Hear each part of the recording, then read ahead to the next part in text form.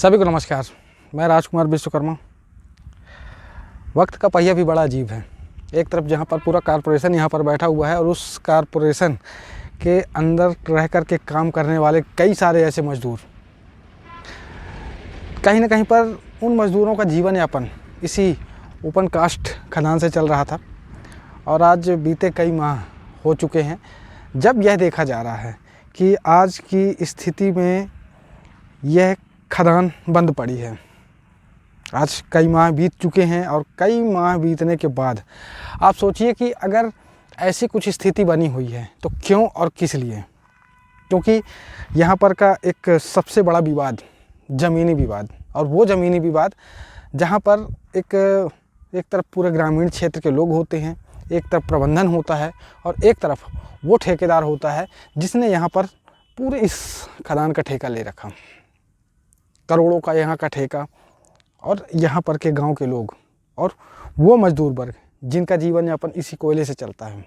आपको बता दूं कि आज कई माह बीतने के बाद भी यहाँ पर काम शुरू नहीं हुआ, और काम शुरू न होने की सबसे बड़ी वजह है कुछ असामाजिक तत्व जिन्होंने यहाँ पर के पूरे कार्य क्षेत्र को जो है तो हेर फेर करके और जैसे तैसे करके यहाँ पर काम को बंद कराने का एक बीड़ा उठाया।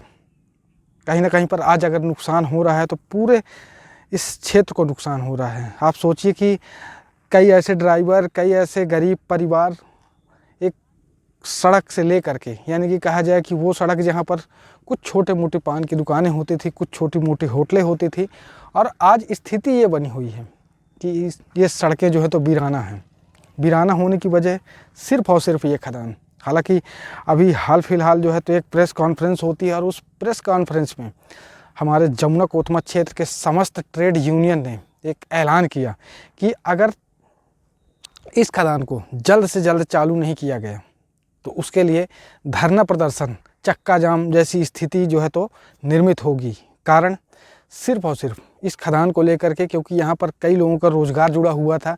मैंने आपसे कहा कि कई वो मजदूर जिनका जीवन यापन यहाँ से चल रहा था, जिसमें ड्राइवर भी होते हैं, मजदूर वर्ग भी होता है और कई ऐसे अधिकारी वर्ग भी हैं। कहीं ना कहीं पर जो है तो इस खदान को लेकर के लोगों के अंदर बड़ी उम्मीदें होती थी। लेकिन कहीं ना कहीं पर आज जब इस क्षेत्र की ओर हम आते हैं और यहाँ का वीरानापन देखते हैं, क्योंकि एक तरफ आसपास के जो गांव थे वहाँ भी टूट फूट की स्थिति जो है तो बराबर बनी हुई है। धीरे धीरे करके प्रबंधन ने अपने हिस्से इस ज़मीन को तो लिया ही लिया, लेकिन सबसे बड़ा सवाल यह था कि वर्ष 2009 के बाद से चलने वाली इस कोयला खदान को जो है आज किसकी नज़र लगी। कहीं ना कहीं पर एक तरफ राजनीतिक हस्तक्षेप है तो दूसरी तरफ कहीं ना कहीं पर यहाँ पर ग्रामीण वासियों को बरगलाने का जो काम कुछ नेताओं द्वारा किया गया। नेता भी कौन? जिन्हें सिर्फ और सिर्फ अपने वोट बैंक से मतलब होता है, क्योंकि वोट बैंक की राजनीति करते करते करते आज उन्होंने इस खदान को, आमाडांड प्रोजेक्ट को इस कहा जाए कि इस पायदान पर लाके खड़ा कर दिया जहां पर कई लोगों की रोजी रोटी छिन गई। जैसा कि मैंने कहा कि कल के दिन एक प्रेस कॉन्फ्रेंस होती है और उसमें हमारे क्षेत्र के 5 ट्रेड यूनियन जिन्होंने ये ऐलान किया और समस्त उन विभागों को भी याद किया, चाहे प्रबंधन की बात करें चाहे जिला प्रशासन की, उन्होंने एक मांग रखी है कि जल्द से जल्द, क्योंकि अगर जल्द से जल्द इस खदान का निराकरण नहीं होता है, यहाँ पर कई तरह की समस्याएं थी। सबसे बड़ी समस्या ये थी कि समझिए कि ग्रामीण वासियों की अगर ज़मीनें गई हैं और SCCL कोल इंडिया के द्वारा यहाँ पर की अगर ज़मीनें ली गई है तो कई चुट-पुट ऐसे लोग जिनकी कुछ हिस्से की ज़मीन होती है और उस हिस्से की ज़मीन में कहीं ना कहीं पर यह पाया गया कि कुछ लोगों के मुआवजे नहीं मिले। लोगों ने एक मांग रखी, क्योंकि कई सारे लोग ऐसे थे जो नियम कानून से अनभिज्ञ थे और अनभिज्ञ होने के साथ उन्हें पूरी जानकारी नहीं होती थी कि हमें करना क्या है। यहाँ पर कई लोगों ने अपनी राजनीति के जरिए यहाँ पर के लोगों को लूटना खसोटना उचित समझा, बल्कि यह कहा जाए कि यहाँ पर के ग्रामीणों की ज़मीनें तक जो है तो ख़रीद फरोख्त कर ली गई। और ख़रीद फरोख्त के साथ यहाँ पर आज कई ऐसे बाहरी लोग हैं जो यहाँ पर नौकरी कर रहे हैं।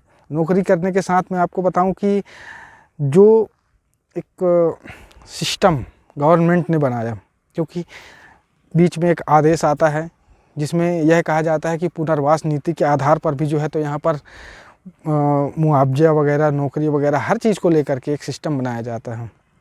और भी कई तमाम ऐसे नियम कानून थे जिसकी वजह से कहीं ना कहीं पर जो है तो प्रबंधन और के साथ साथ उन ग्रामीण क्षेत्र के लोगों को जो है तो भारी दिक्कतों का सामना करना पड़ा। लेकिन बीच में हस्तक्षेप आखिर किसका था और कौन थे वो राजनीतिक दल जिन्होंने यहाँ पर अपनी राजनीति की रोटियाँ सेंकने के लिए जो है तो यहाँ पर के ग्रामीण वासियों का बेहतरीन तरीके से शोषण भी किया, पैसा भी खाए और लोगों को रोज़गार भी नहीं मिला।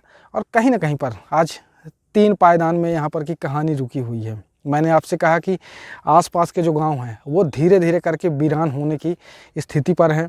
एक तरफ आप देख रहे हैं कि इतना बड़ा प्रोजेक्ट जहाँ पर 1000-2000 बल्कि कहा जाए कि उससे भी ज़्यादा, क्योंकि अगर हम ठेका मजदूरों से लेकर के प्राइवेट एम्प्लॉयमेंट और हर तरह के प्रबंधन के लोगों से भी अगर हम हर किसी को जोड़ते हैं तो कम से कम हज़ारों की संख्या में यहाँ पर मज़दूरों को जो है तो रोज़गार मिलता। लेकिन आज की स्थिति जब यहाँ देखी जाती है कि यहाँ पर जिस टाइप की स्थिति बनी हुई है, एक तरफ सिस्टम ने पूरा रोक दिया इस खदान को, दूसरी तरफ ग्रामीणों का कहीं ना कहीं पर मुआवजा और मुआवजे की वजह से ये ज़मीनी विवाद कहीं ना कहीं पर जो है तो अटका पड़ा है। धीरे धीरे करके जो स्थिति निर्मित हुई आज आपके सामने है। और ऐसे में ही जो है तो धीरे धीरे जो ट्रेड यूनियन आज इस लड़ाई को लेकर के आगे आना चाह रहा है, जिसमें मैं आपको बता दूं कि जमुना कोतमा क्षेत्र के समस्त ट्रेड यूनियन एक साथ हैं आज। और इस खदान को लेकर के और भी कई छोटे मोटे जो संगठन थे और कुछ लोगों की खुद की यूनियन जो कि इस लड़ाई को लेकर के जो है तो आगे आने को तैयार हैं। और मुझे भी ऐसा कहीं महसूस होता है अब कि जिस तरह की यहाँ पर धरातल की जो स्थितियाँ यहाँ पर बनी हुई हैं उसे देखकर ऐसा महसूस होता है कि कहीं ना कहीं पर वाकई में जो है तो इस खदान का चालू होना बेहद ज़रूरी है, बेहद आवश्यक है। क्योंकि आप यह सोचिए कि मैं ऐसा क्यों कह रहा हूँ, आपको पता होना चाहिए कि अगर यह कोयलांचल क्षेत्र है और यहाँ पर कोयलांचल का यह जो क्षेत्र है तो कोयले से ही यहाँ पर लोगों की बनी मजदूरी है, लोगों का घर परिवार चल रहा है। और यहीं पर की बनी मजदूरी से आज कई लोग बन गए और कई लोग जो है तो यहाँ पर से रिटायरमेंट होकर के अपने क्षेत्र की ओर जा रहे हैं। धीरे धीरे करके स्थिति आज ये बनी हुई है। आप कोयलांचल के उस समस्त क्षेत्रों में जाइए जहाँ पर खदानें बंद पड़ी हैं, आपको देखने को यह मिलेगा कि आज पलायन की स्थिति बन चुकी है। पलायन की स्थिति भी कैसी आपको भी पता है। 60 साल की उम्र पार होने के बाद जब लोगों के पास कोई रोज़गार नहीं होता तो वो जाए तो जाए कहाँ। तो इस तरह की विपरीत स्थितियाँ यहाँ पर उत्पन्न हैं। और आज की ये जो लड़ाई है कहीं ना कहीं पर इस कोयलांचल क्षेत्र के रहवासियों के लिए एक बहुत बड़ी चुनौती है। और इस चुनौती का सामना लगातार कई वर्षों से किया जा रहा है। लेकिन अभी बीते कई माह से जो इस खदान का बंद होना सबसे बड़ा दुखदाई है, सबसे बड़ा कष्टदायक है।